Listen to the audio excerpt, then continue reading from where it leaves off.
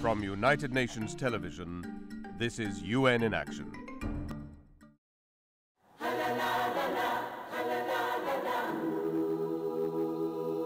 Millions of people across the world mourned when Nelson Mandela, one of Africa's greatest leaders and a global hero to many, passed away on December 5, 2013, at the age of 95. Mandela represented many different things to different people. A political freedom fighter on terrorism watch lists, a respected human rights lawyer and advocate in addressing the world's most challenging problems, and in his own words, a humble servant. I place the remaining years of my life in your hands. But most of all, Mandela will be remembered for the personal sacrifice he made to free the people of South Africa who had suffered under the apartheid regime. After serving 27 years in prison on Robben Island, he later became South Africa's first black president, making several appearances at the United Nations.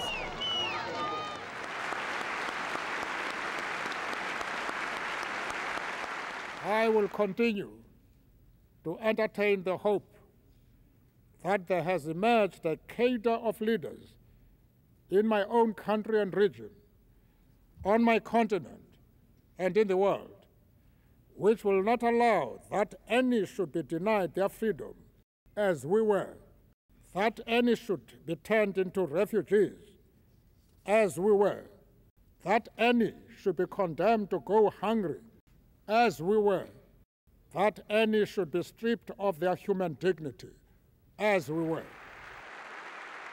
In 2009, the United Nations General Assembly declared his birthday, 18th July, Nelson Mandela International Day. On this day, the Nelson Mandela Foundation and the UN encourage all to contribute 67 minutes of public service, the number of years Mandela dedicated to a life in the service of humanity.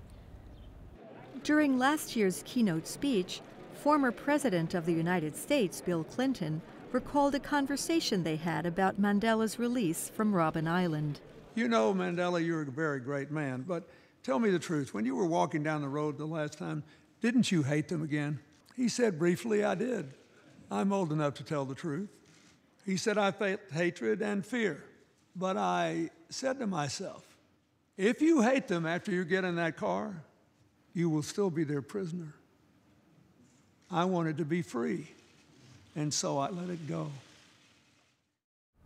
Mandela leaves behind many legacies, including his work to eradicate HIV and AIDS.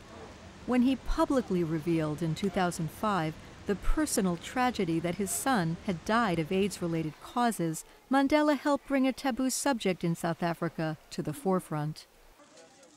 Still, some 2.5 million people are infected with HIV each year.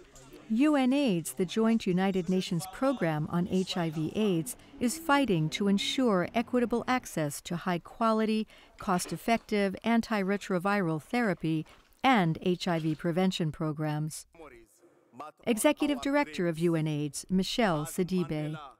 I am sure in 2015, if we manage to achieve zero transmission from mother to child, that will be part of the legacy of Madiba.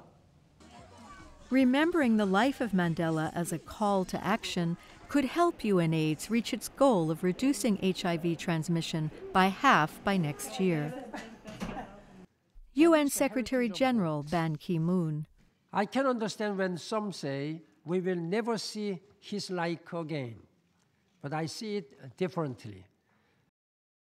Because whenever people stand up for human rights, wherever people speak out for freedom and reach out for reconciliation, that is Nelson Mandela.